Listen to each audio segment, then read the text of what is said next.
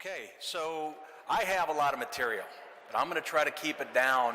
My goal is not to scare everyone, but I am going to bring up some compelling points, some things that we're seeing in the field, as well as talk about some of the strategies to get your arms around really building and sustaining an effective enterprise security program. So how many people really think of security, they just think passwords and firewalls, honestly? Okay? That's really what I think the systemic bias is that if I've got a strong password and, oh, by the way, our company, or I've got a firewall at home, we're good, we're all set. Well, security goes into a lot more depth than that, and we'll talk a little bit about, from a people, process, technology standpoint, as we start to look at some of those compelling things that are leading to the amount of data breaches that we're seeing. 2015 went down as the year of the breach, and 2016 promises to be just as threatening, if not more so. And why is that? Well, there's a lot of money in it. There's a lot of organizations that are putting a lot of investment into breaching organizations and stealing data, and it has extreme street value in it.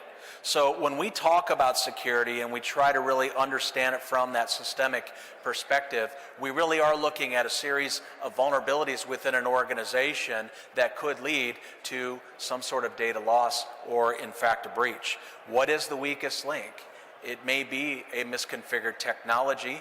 It may be that people don't have a level of awareness or training and how to handle sensitive data. It could be a bunch of different things, and so a vulnerability certainly is going to exploit those weaknesses or holes within a security posture in order to see that through. And so that's some of the things that we're going to talk about and really get our arms around. What is enterprise security, and how do you really understand your level of risk tolerance? What are some of the practices to go forward, build, and sustain an enterprise security program? And really, how do you stay ahead of the curve? What's next? What should we really be concerned about as we look to the future? And so the first thing I do want to talk about is this concept of risk tolerance. So I've got a visual here that I want to depict. On one end of the spectrum, we have Swiss cheese. Nobody wants to be that. Nobody wants to be there where your environment is porous. Anybody can come in, take what they want, and leave. Conversely, nobody wants to be Fort Knox. If you're locking down your systems to the point in which it's hard to do anything, you're unduly impining upon the business, and that in itself is going to invoke another set of risk and impact that you have to deal with. So there really has to be a careful balance of understanding, where do I need to be? What is risk tolerance? Do I prevent everything from coming in? Do I shut everything down? Do I just stay off the internet? Well, it's not feasible in today's business. Businesses revolve around exchanging data, information, making connections with other organizations. And so it's important to really get an understanding of really what am I most concerned about, and what can I do that's not going to create a level of business impact. The first thing really is, it's not magic, it's doing that risk analysis. Now, it's easy to say, well, of course, do your risk analysis. Bring a professional in for $200 an hour to come and tell you what's wrong.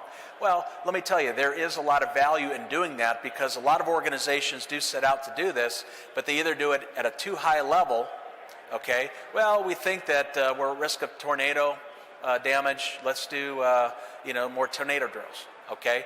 What about at the other end of the spectrum? Wow, boy, we really have a lot of data, and we're going to to lock down systems so that even the people who need it can't get to it. That's the other end of the spectrum. What we're trying to do is really come to that reasoning in between. Is what are we thinking about from a people, process, technology standpoint? Where are our largest weakness? How about technology? What is my current posture relevant to an attacker, or it's commonly known as a hacker? Somebody from the outside who can get to my data. What are my risks there? How are my systems configured? Can I bring somebody in to actually do a test to see, can you get in from the outside? Tell me where I am weak so that I can fix it.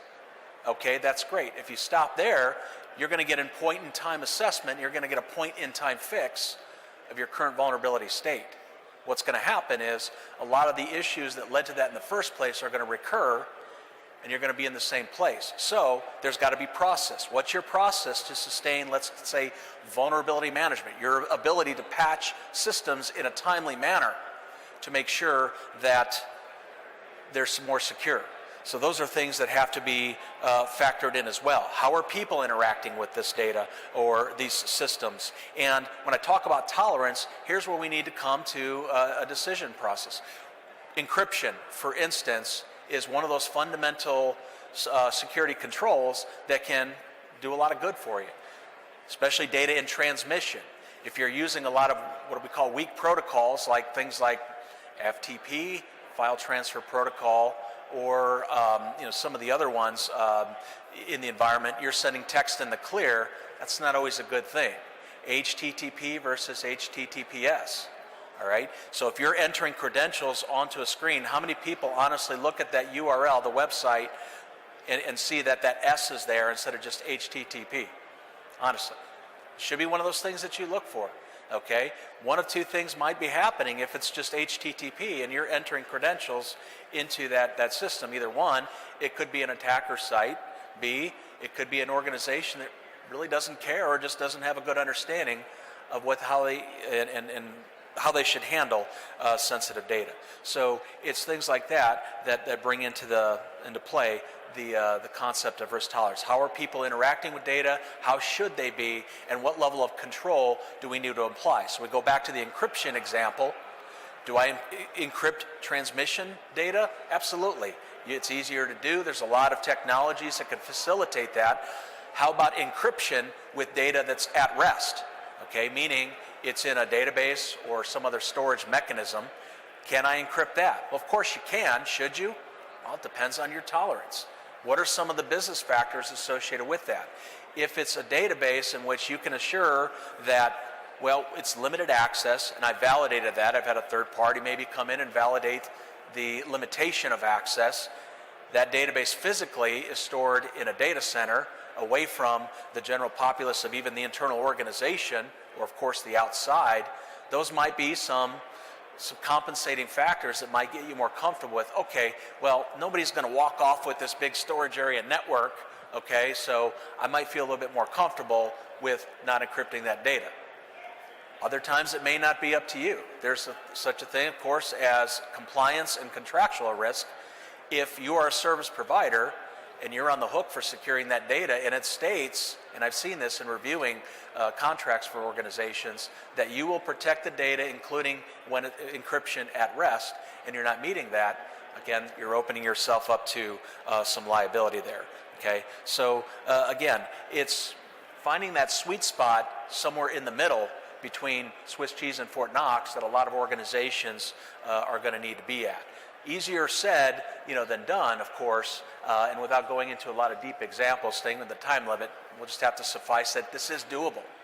But you have to understand the data that you have, how important it is, how critical it is, what's the value of that data. Are you at contractual risk or obligation to secure it in such a way? What about regulatory risk? And then that's how you formulate your control program. Now, one thing to consider, a lot of organizations like to chase compliance risk. Okay, I'm a healthcare organization or I'm a service provider, and I need to subscribe to meeting the HIPAA requirements, the security audit rule, the security rule for the Health Insurance Portability Accountability Act.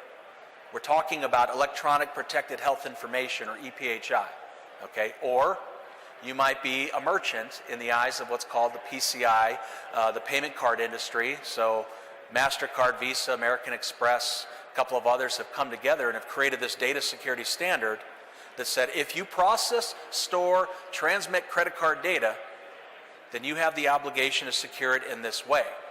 Now, depending on what level of merchant you are, there's a lot of factors that go into it as to how much compliance you need to make, or which requirements of all 12 requirements, which ones you have to meet. And it's unfortunate that, yeah, there's 12 requirements, but each one has subparts to the tune of something of 250 plus control objectives if you have to do the full PCI DSS. So those are factors that come into play. Now, the thing with PCI and HIPAA, you can segregate certain parts of your environment to contain that data, and you might have a diligent process to secure that data, and that might be your known risk. But if you're not applying this to the rest of the organization, you might have other risks involved that you're not necessarily contemplating. Okay?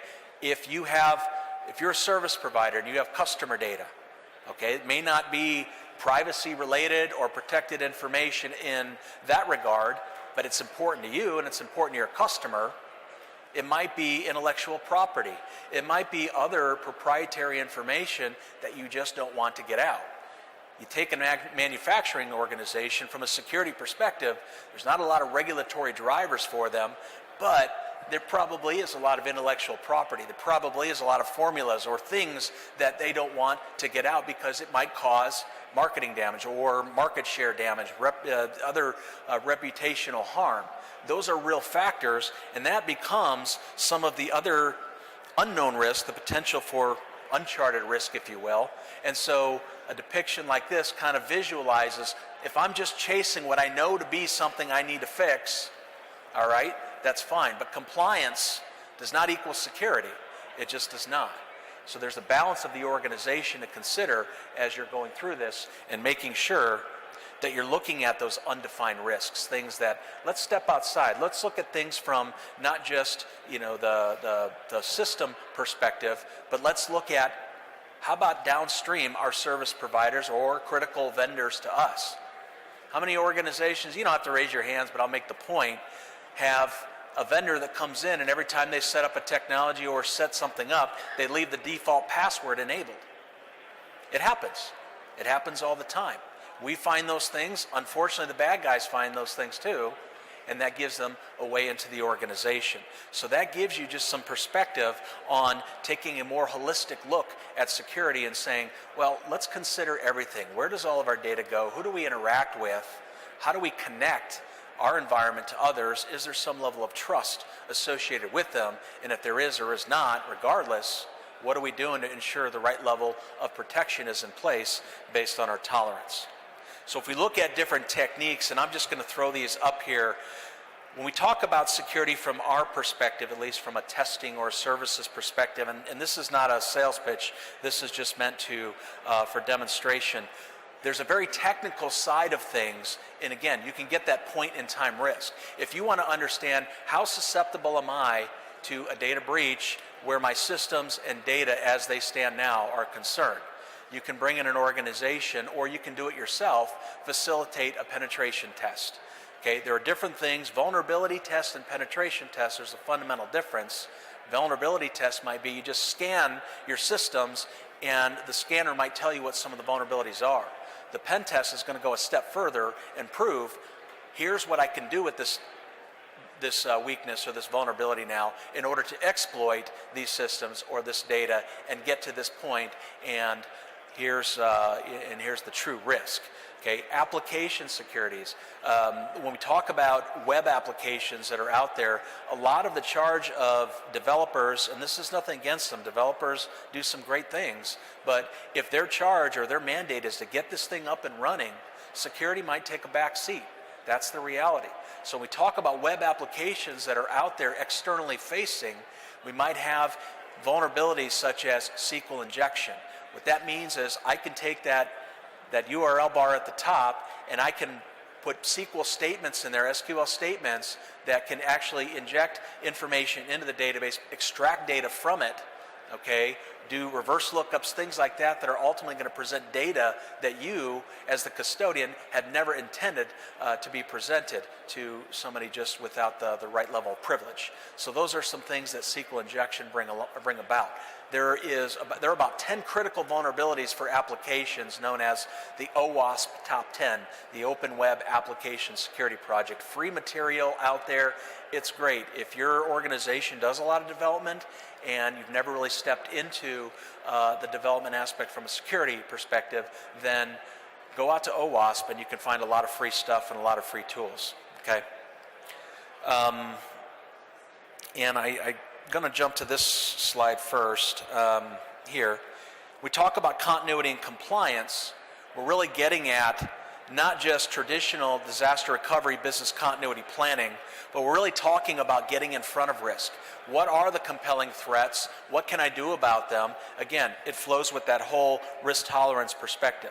Yes, I want to prepare my organization to respond, but man, I'd like to do some kind of prevent activities too that are going to lessen the likelihood of occurrence. Things like security program management. Do I have a framework that really outlines what I want to make sure my program aspires to? Things like, if you've ever heard of the ISO 27002. You may not have, that's okay. These are things that you can go look up, and what that does, it gives you a set of control objectives, everything from what is management's perspective and intent through policy, all the way to, am I doing the things that I should be doing based on my risk posture, my security analysis. All of it revolves around doing that risk analysis to understand, what do I have, where does it live, how am I currently protecting it, how do I need to protect it? And then, of course, being able to understand what I call those systemic risk factors. I mentioned it already, but it's worth highlighting. People that you do business with, how are they handling data? What do they do with the data that you send? And what you send them, do they need all of that? There's a concept called least privilege that gets a lot of buzz, but not always a lot of application. That's essentially saying, I'm giving you access, the least amount of access that you need to successfully do your job. That's not just internal, that has to be applied to your external partners as well. If you're sending a data set over to them where all they need is one column in a table, but they have access to a lot more, and some of it is privacy related information, then that's not a good thing. That's something you have to look at and make modifications to make sure you're only giving them what's needed. And then even then, having a right to audit your service providers who have access to your environment or take custody of your data for some reason or whatever, being able to understand, how are you protecting this? What is your security risk posture? Have you done your own risk analysis? And what if you do have a breach? How are you going to handle it, and how are you going to notify me? And that's when we get into incident response. It's not just your service providers, but it's you as an organization too. If you reach that point that we have an incident, we have an issue, and are you really positioned to even know what that issue is in the first place to detect it? And the unfortunate instance is there's a lot of organizations that are never in that position to be able to understand what might be affecting them. And so those are things that you have to do, put that right program in place. I'm going to take you through a methodology if we have time quickly, but I want to talk about too there's compliance factors, of course, too. Meeting that compliance, you have to do it. But what my suggestion is not to limit yourself just to meeting compliance. Let's talk about systemic risk, though, and looking at things like physical risk. Okay? So here's an interesting depiction here. I don't just need logical access to be able to, meaning electronic access, to be able to compromise your data. Okay, there's different ways that we can go about doing this, okay? Some things that we call red team testing or social engineering or physical exploitations. If I can get to an environment, let's say I get to one of your conference rooms, maybe I get past a guard, a receptionist, or it's an open room and there is no lock to it, okay, from the outside. I go in there, I plug my laptop into that active network jack. If you don't have network access controls established on there, chances are I can get on your network, I can scan that entire network, and I don't have to do anything else. All I do, I can pivot to systems and breach systems as they are vulnerable and run certain exploits against them. That is why physical security has to be considered as part of your security plan. It's not just firewalls and passwords. You have to look at this holistically because, and here are some techniques that we've used very successfully to get to data and to sensitive areas within an organization. Piggybacking. Somebody comes up behind you, follows you right inside. It's not a good thing. Politeness has its place, it really does, but where security is concerned, you have to have a level of training and awareness among your staff to not turn around. You don't need to teach them judo, to take somebody down who's following you in, but you have to give them the right tools and contact points to say, somebody just followed me in, I didn't see, they didn't swipe their badge, and I'm reporting it because I don't know who they are, I don't know where they're going. So that's why having a policy that suggests no matter what, even if you're with people you know, get in the habit of always swiping your badge so that people can see that, recognize it.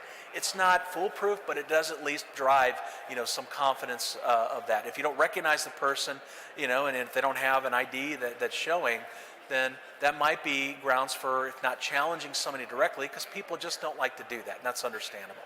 Report it. Have a hotline that people can report this. On the 3rd floor, somebody followed me in. I didn't know who he or she was. They went in, lost sight of them, but I just wanted to report it. Do that. It makes sense, okay? Misrepresentation in disguise. Yes, this is me, all dressed up. This is some fun work that we do sometimes. There is a level of political correctness in the environment that people are afraid to challenge somebody who looks like he's a blue-collar person, he's working hard. I'm not going to challenge him. I'm not going to be the person that gets laughed at because this person dressed as he is, came in and said, hey, I'm here to collect the shred bins. Okay, I don't know anything about that, but he looks like he knows what he's doing, so I'm going to let him to it.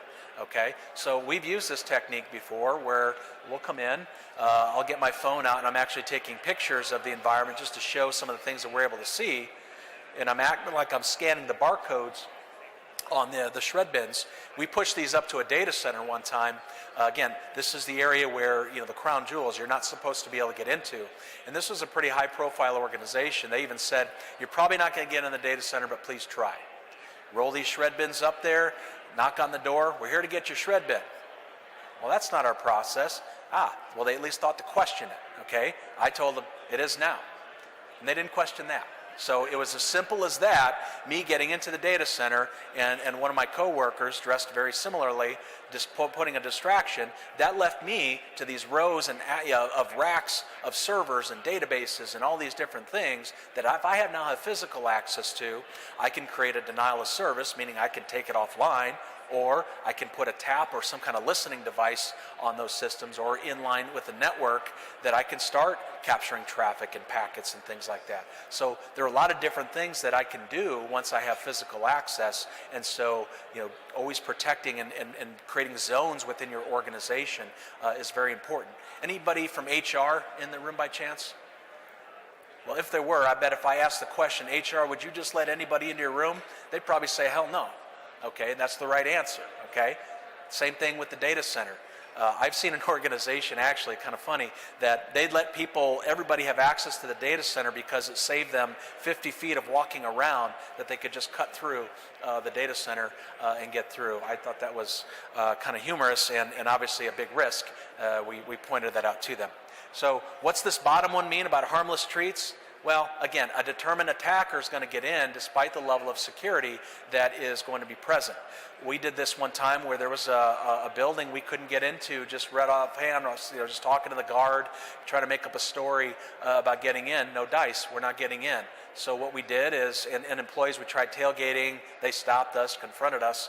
So what we did the next day, I had one of my coworkers get 2 dozen donuts and a carafe of coffee, okay, and I had him go up to the door like he was trying to lean, with his badge up there and hit the reader. And about 2-3 people came up and they were happy to open that door. Oh, let me let you in, donuts, shoot, where are you taking those? I want to go to that meeting. And it's just an easy way to get in. Now the point is not to say, hey, look how clever we are. It's to show that you need defense in depth. You can rely on physical security only so much, but if I can get in, and I can get in, okay, then what about the inside? Am I partitioning environments within the organization further that are going to prevent access? So if you think about the concept of firewalls, not the actual firewall, okay, system firewall, but how am I partitioning the organization? Do I have zones and do I have levels of access and physical security inside so that it doesn't just let anybody in at will? And then of course the media drops, those are always fun too. So we'll burn CDs or USB sticks with, it does contain a variant of malware. Now I'm going to say all it does is allow that system that plugged in the device to beacon out and to ping a web server of ours that, yep, this IP address checked in, meaning that somebody inserted that media into their system. And it happens. People are curious. If I label something with company legal, company HR, a lot of people are going to open it. That's just the fact. And even if they do open it saying, well, I just want to see who it belongs to so I can get it to the right person, okay, here are some files. And here's the interesting thing about files, okay, is I can change the extension on any file. Okay, if I put .pdf at the end of it, guess what? It's going to adopt that PDF icon. Same with .doc. If I change that file name to .doc, it's going to look like Microsoft Word. Okay, very convenient because it often fools people. So let's say I did get that one fairly honest person who says, oh, I don't need to look at salary and benefits. I don't need to look at lowest performing departments. Oh, but you know what? There's no harm in me looking at the draft fantasy football stats. So guess what? I'm going to open that. Now I'm infected. That's how it happens. There are attackers that do drop stuff along, hoping that somebody will put it into their computer and ultimately get compromised in that way. Okay, it does, and it can and does happen. So let me just show you some threats from today's today's world and some things that are going on and what's prevalent. And I circled a couple of these too. What this is suggesting, or this is showing, the number of security incidents by industry and confirmed data loss. And I found it interesting that, and this is all from the 2015 Verizon Data Breach Report. It's available online. It's a great report. A lot of data, a lot of information in it. You can download it anytime. But we look at accommodation. Well, you think about this, hotels, okay, a big service type organization.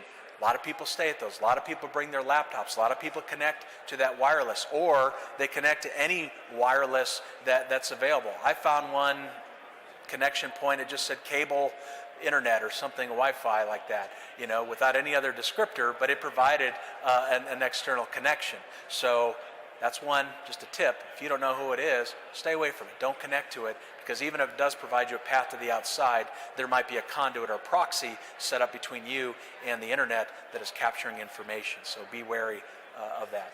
Okay, so you stay at a hotel, you connect to the Wi-Fi, all right, there's a lot of vulnerabilities associated with being on that network. And if, you know, all of a sudden you're getting a pop-up and it says click here, or, you know, that kind of thing, that does happen. And you could find yourself infected at that point. I found it interesting too, there's no surprise about healthcare, obviously, being one of the largest industries, but education. All right, there are a lot of educational institutions, higher ed especially, and it's nothing against them. It's just that their environment, their culture suggests openness. Okay, we want everything to be open. Well, that's good, you know, from a learning perspective, but not always good if you have sensitive private data that is worthy of protection and that you do need to offer some protection to. And if you're not providing the right diligence, then you can find yourself at risk. So very important. So other industries up here, you might find yours up here. These are just aggregated statistics around that. The report goes into a lot more detail. It's really good stuff. I would encourage anybody to go out there and do it. So what about threat actions and activities? So in years past, we saw a lot of phishing attacks that dropped these spyware, keyware, or keyloggers onto systems. It's still in place. There's still variants of that in place. Okay, but there's a lot of detection capability now on those that has evolved. But what we're really seeing, this concept of RAM scraper. Okay, so random access memory, it's that, you know, that memory that on the system that really, you know, helps it run and gets it the process going. What are we talking about with scrapers? Well, if you think about, let's call it a point of sale system. Go to the grocery store, a department store, and when you check out, you know, they got that card reader there.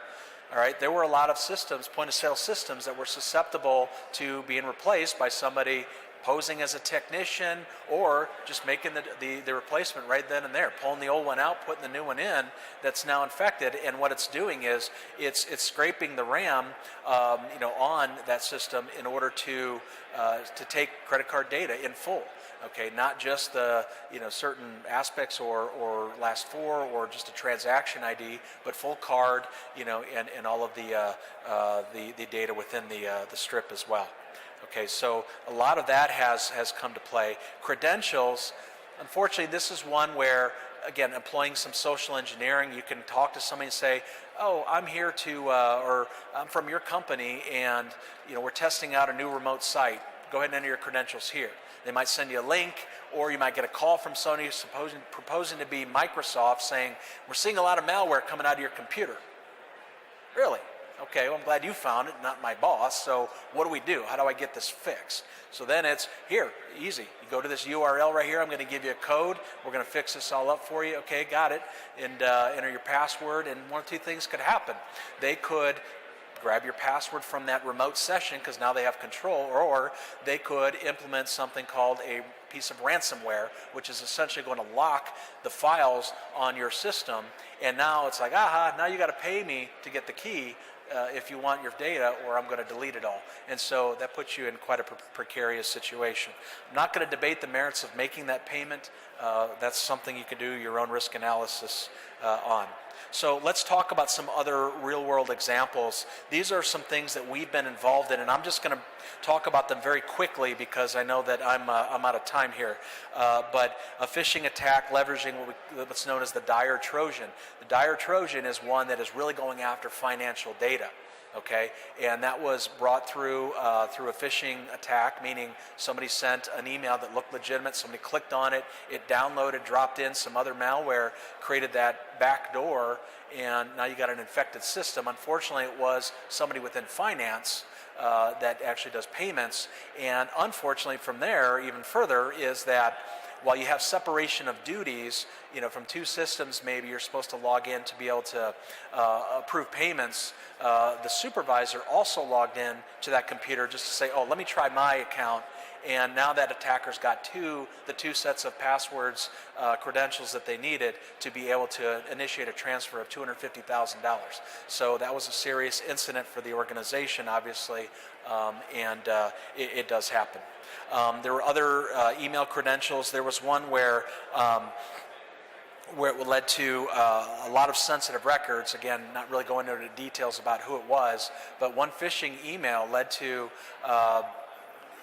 approximately 50,000 records of EPHI, protected health information, that was disclosed, inadvertently breached, all because the credentials were made available because somebody typed it into the site, the attacker caught it, and again, it not necessarily was that the data was exfiltrated, but there was a potential for that data to have been viewed, and there were no other monitoring or logging systems to refute that it was not viewed or that it was viewed. And so that led the organization to say, all right, well, we've got to notify, we've got to call this a breach and go through the process. So there's a lot of that stuff that goes on too. And of course, the last one, I think everybody can recognize this one being the Anthem situation. Not one we were involved in, but we are involved in a lot of incident responses with the organizations and helping them get smart about their process. I think it's valuable just to go through this very quickly, and this will be the last slide. But talking about incident response, what do I really do? How do I get a start in really doing something tangible instead of just documenting, well, I think here's what we'll do. Well, there are really 4 phases, and this is from the NIST standards, and so it's not something we invented, but we do subscribe to it, and we put a lot of customization into it. You have to be able to identify when something is occurring. You have to have the right level of people, process, technology in the environment to be able to understand if something bad is coming in. If you rely solely on static-based intrusion detection systems or intrusion prevention systems, you might get a decent look at some of the real high-level common vulnerabilities, but some of the things that might be registering on an IDS as low might actually be a high, and you have to be able to do the analysis on it to understand it. Again, what IDS doesn't want to do, since it's a off-the-shelf type of setup, is unduly impine, so it doesn't want to send a bunch of alerts, nor does it want to categorize things too high because it doesn't really understand heuristic behavior of what this malware is trying to do. Nothing beats the power of human intelligence on this, so really understanding what's going on. It does take a trained analyst to say, oh, you're calling it a low, but I'm going to tell you why this is a high, and then run it through a test, a sandbox, and say, yep, this system's infected with this is the process you need to do to take it down. And that gets into the things like containment and eradication. Okay, these are defined processes as well. Sometimes it's blurred, you don't know where you're in one or the other, but one thing you have to understand and ensure is that you have the full scope of the incident, or the full scope defined, because there could be an instance of malware that most malware that we see okay, take it offline, clean it, put it back on, it's good, all right? But there might be variants that are more what we call the advanced persistent threats. By design, it's meant to persist in the environment and lay low for a long time, and if you try to kill it, it's going to pivot to another vulnerable system and infect that system, and so it becomes playing whack-a-mole. And so really getting that right containment, you have to do more in-depth procedures, and we've taken a lot of our clients through that process real time in order to kill the infected systems at once. And that gets you into the eradication step. So you can't really move to eradicate unless you're sure you have a full understanding of what the scope of that incident is. And then getting into the recovery aspect. This is not just saying, whoo, shoo, boy, we dodged a bullet there. This is the possible notifications. This is crisis management. These are notifications that might need to be made to other folks in the organization in order to get more people involved. It also allows you to do a risk assessment process to understand what really did happen here, and do I have a situation where I have to notify either by contract or by regulatory mandate. So take that opportunity to really understand rather than just go ahead and notify. So when we talk about the bookends are very important, preparation and learning, you're in a period of calm. This is when you want to get your arms around this. This is when you want to put your procedures in place, build your teams, run through scenarios to make sure everyone understands this is the way an incident will flow in the organization and how we need to respond. It's not at all suggesting that you can respond to every type of incident, nor do you want to try to prepare yourself to do that. You want to put yourself in the position and be able to make the best possible decision for the organization. And that's what we're talking about here by getting yourself into that mode. But getting everybody trained and then learning. Any incident, be it real or a test, has knowledge that you can apply and get better and look at prevent mechanisms or quicker detection, and contract your third parties now. If you might need legal assistance from the outside, get that done now. I guarantee your rate will be a lot lower. Incident response organizations, like Pondurance for instance, get that retainer in place now because you're in a period of negotiation or a position of negotiation. If you wait till the incident and the organization that you're trying to contract has to drop everything and make it a priority, they know they're in the driver's seat, and you're going to see rates of $350, $400 an hour to provide the right assistance. So negotiate now, get those contracts in place. Okay, so I have a lot of other slides. I'm not going to go into them just because we're out of time, but I hope that this was educational. It did provide some additional level of awareness. Again, make sure that you're not just looking at passwords, firewalls, you're expanding into the organization. Follow the data. Understand what type of data you have, where it goes, where it lives, who uses it, inside and out, and build your program around that. Okay? If you have critical infrastructure, be it a utility or even a company that has what are called SCADA systems that control things like boilers and HVAC systems and whatnot, get your arms around those too. Understand the level of risk associated with those, and so that you can in fact do the right level of security planning. So get your arms around it enterprise-wide. Look at the physical layer, training, awareness, training, awareness, training, awareness. Can't say it enough. Make sure your people have an idea of why they're being trained, some of the things that you're trying to prevent, and the mindset that you're trying to give them. So that's what I have. I want to thank you all for your time, and if you have any questions, we'll be hanging around, and we have a booth over here as well, Pondurance. Come see us, and we'll talk.